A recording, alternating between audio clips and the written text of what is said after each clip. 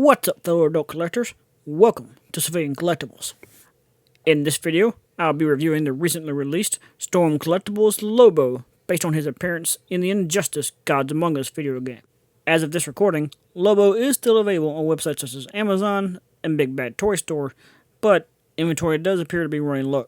The initial release date for Lobo was around the time the virus pandemic started, so that has obviously led to some distribution problems. Because of that, finding Lobo at the initial MSRP will probably become difficult over time. If this is your first time landing on my channel, hi, my name is SeViL, and here I like to discuss action figures and other collectibles based on my favorite movies, TV shows, and video games. If you find this video enjoyable or informative, please give me a thumbs up, don't forget to subscribe, and hit that notification bell.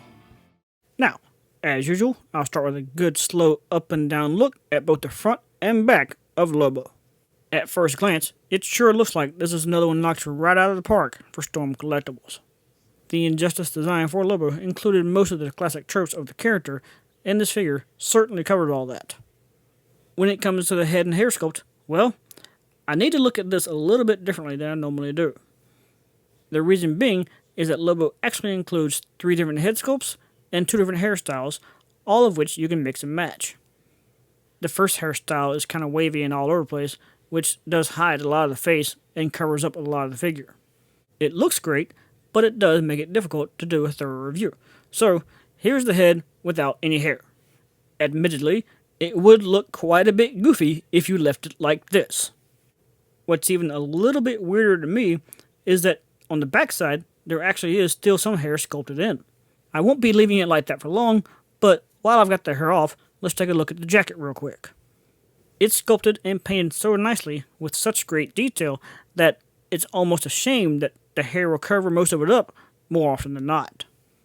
The next hair sculpt leaves the face more open, and this will probably be the one I stick with most of the time just because it's less in the way. However, when you do get around to seeing the backside of the hair sculpt, it does still cover up most of the image on the jacket if you have it hanging straight down. The next face sculpt is a very teethy grin where Lobo looks really excited about whatever pain and punishment he's about to deliver. Lobo's third and final face sculpt is basically the same thing, except now it's got a cigar in its mouth. While it's certainly nice to have plenty of interchangeable options, I do think this combination looks the absolute best and will probably be the one that stays on my figure most of the time. And finally, just so everyone is aware, the package does include 2 pieces of each hairstyle. Moving down to the rest of the body, it certainly looks awesome as well.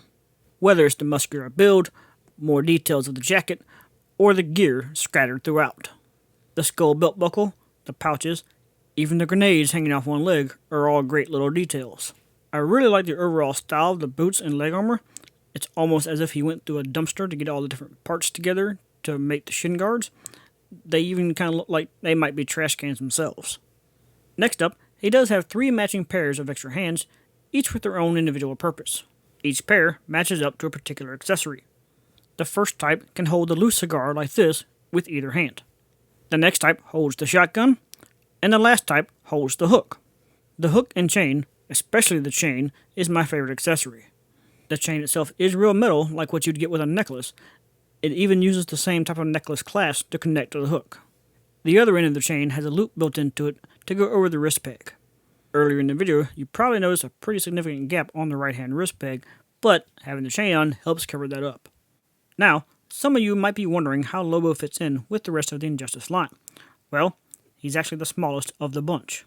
However, I do feel like that what he lacks in size, he makes up for in accessories, especially when compared to Bane and Doomsday, who didn't have very many. He is still larger than most human characters, therefore I do believe he looks fine next to McFarlane Toys. On the other hand, though, he does tower over the Mattel DC Multiverse and DC Universe Classics.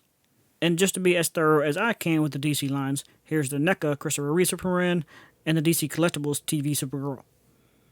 Now, for a quick look at the articulation. The head does have good range looking up and down, plus 4 rotation side to side, minus the hair getting in the way. The shoulders do have 4 rotation all the way around, plus the outward movement and the butterfly joints to add to that front to back motion. The biceps do have 4 rotation. The elbows are double jointed, but because of the massive size of his arms, they don't fold all that tight. And of course, the wrists have 4 rotation along with the peg for back and forth movement. The torso is built on 2 separate ball joints for a full range of leaning backwards, crunching forwards, tilting and rotating all around. The hips can spread out pretty far both sideways and front to back, but the gear does kind of get in the way of some of that motion.